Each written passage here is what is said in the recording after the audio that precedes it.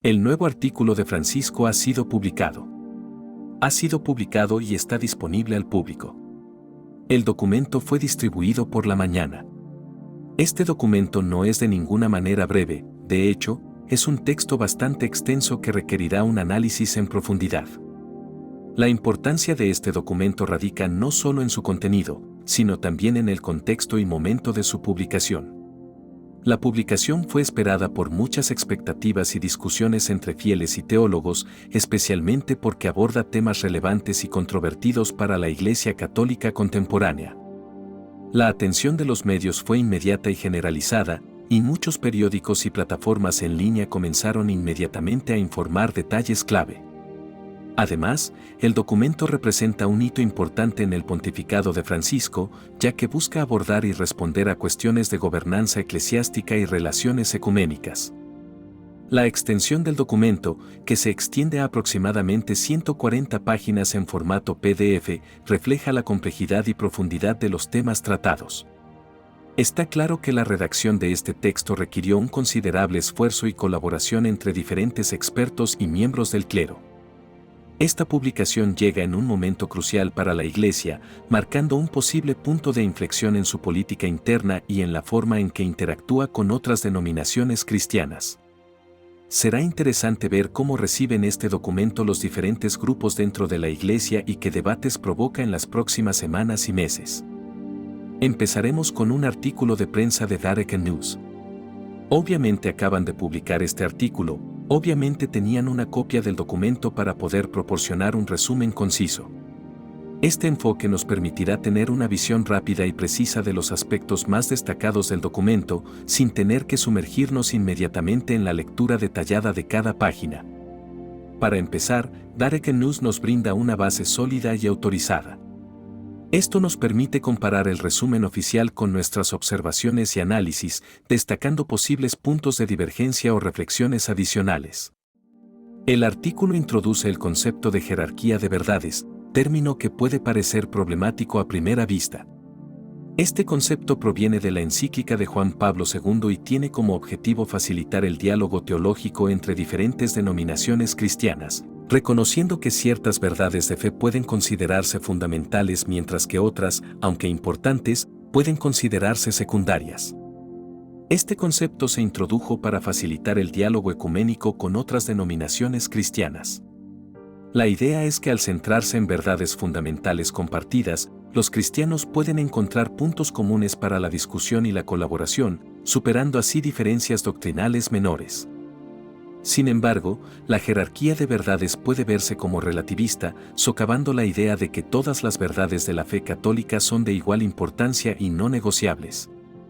Este enfoque podría llevar a un compromiso doctrinal y a la percepción de que algunas partes de la fe son menos cruciales que otras, diluyendo potencialmente la integridad de la doctrina católica. El nuevo documento de Francisco destaca la importancia de que el Papa escuche y entable un diálogo con otros líderes cristianos, incluidos los de religiones no católicas. Esto es parte de un esfuerzo ecuménico más amplio para promover la unidad entre los cristianos y fomentar una mayor comprensión mutua. Tradicionalmente, la Iglesia Católica afirma ser la única depositaria de la verdad completa revelada por Dios. Esto significa que, aunque puede dialogar con otras denominaciones cristianas, siempre ha mantenido una posición de superioridad doctrinal, afirmando que la plenitud de la verdad es la única. Solo se encuentra dentro de la Iglesia Católica. El nuevo enfoque de Francisco, que enfatiza la escucha y el diálogo igualitario con otros líderes cristianos, puede verse como un alejamiento de esta posición. Esto podría interpretarse como un intento de relativizar la verdad católica o de asimilar doctrinas que la Iglesia históricamente ha considerado incompletas o incorrectas. Examinemos ahora el concepto de colegialidad, tema central del nuevo documento de Francisco. La colegialidad se refiere a la idea de que los obispos, colectivamente, comparten una autoridad similar a la del Papa. Este concepto ha sido debatido durante siglos dentro de la Iglesia Católica y tiene raíces históricas que se remontan al Concilio Vaticano II. Antes del Concilio Vaticano II, la idea de colegialidad había sido generalmente rechazada por la Iglesia Católica.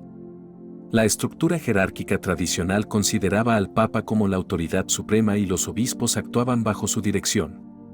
Sin embargo, el Vaticano II introdujo una nueva perspectiva, sugiriendo que los obispos, como sucesores de los apóstoles, compartían una responsabilidad colegiada en el gobierno de la Iglesia. El nuevo documento de Francisco busca elevar aún más esta idea, proponiendo que la colegialidad se convierta en un principio permanente y fundamental en el gobierno de la Iglesia. Esto implica que los obispos tienen un papel más igualitario que el Papa, participando activa y colectivamente en decisiones importantes que conciernen a la Iglesia universal. La colegialidad está estrechamente vinculada al concepto de sinodalidad, otro tema clave del documento. La sinodalidad se refiere al proceso de toma de decisiones mediante la escucha y la participación de todas las partes de la Iglesia, incluidos los laicos, los religiosos y los obispos. El documento de Francisco destaca la importancia de incluir a los no católicos en estas discusiones, sugiriendo un enfoque más inclusivo y dialógico de la gobernanza eclesiástica. La introducción y promoción de la colegialidad y la sinodalidad tiene implicaciones significativas para la estructura y el gobierno de la Iglesia Católica. Por un lado, estas ideas podrían promover una mayor participación e inclusión, permitiendo una representación más amplia de diversas voces dentro de la Iglesia. Por otro lado, también podrían expresar preocupaciones sobre una posible disminución de la autoridad del Papa y de la coherencia doctrinal de la Iglesia. Tradicionalmente, el papel de los laicos en la Iglesia ha sido limitado en comparación con el del clero. Aunque los laicos siempre han tenido un papel importante en la vida de la Iglesia, las decisiones doctrinales y pastorales han estado reservadas principalmente al clero. Otro punto que puede resultar controvertido es el documento destaca la importancia de crear un entorno inclusivo y acogedor para las personas LGBTI. Esto significa no solo aceptar su presencia en la comunidad eclesial, sino también reconocer y respetar su dignidad y sus derechos. Se promueve un lenguaje de acogida y amor, invitando a la Iglesia a ser una comunidad que refleje la misericordia y compasión de Cristo. El documento fomenta la participación activa de las personas LGBT+ en los debates sinodales, sugiriendo que sus puntos de vista pueden enriquecer la comprensión y la práctica de la fe dentro de la Iglesia.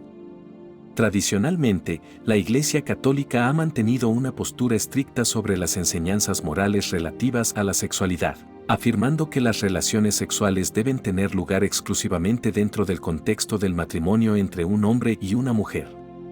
La inclusión de personas LGBTI representa un alejamiento significativo de esta visión, favoreciendo un enfoque más pastoral y menos crítico. Es fundamental que la Iglesia explique claramente cómo la inclusión de las personas LGBTI es compatible con la doctrina católica, para evitar confusiones y malentendidos. El último punto en el que es importante detenerse es el de la diversidad litúrgica. Tradicionalmente, la Iglesia Católica ha seguido un rito litúrgico más uniforme, en particular con la introducción del misal romano en el Concilio de Trento, que estandarizó la celebración de la misa durante siglos. Esta uniformidad ha garantizado la coherencia doctrinal y litúrgica, facilitando la comunión universal entre los fieles de todo el mundo.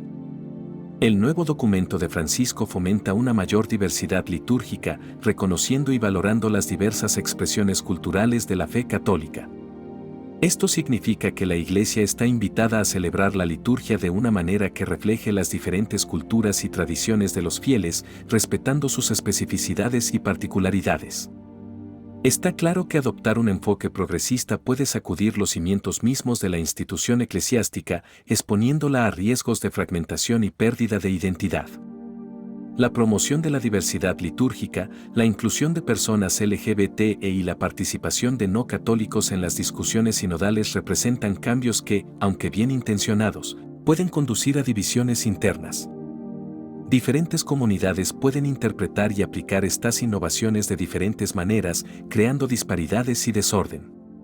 La coherencia doctrinal, que ha sido una piedra angular de la Iglesia Católica durante siglos, podría verse comprometida si estas innovaciones no se gestionan con cuidado. Finalmente, el artículo de Darek News concluye subrayando que el documento pretende suscitar un amplio debate tanto dentro de la Iglesia Católica como entre otras denominaciones cristianas. El objetivo es promover una mayor unidad y colaboración a través del diálogo y el entendimiento mutuo, con la esperanza de superar las divisiones históricas y construir una iglesia más inclusiva y sinodal.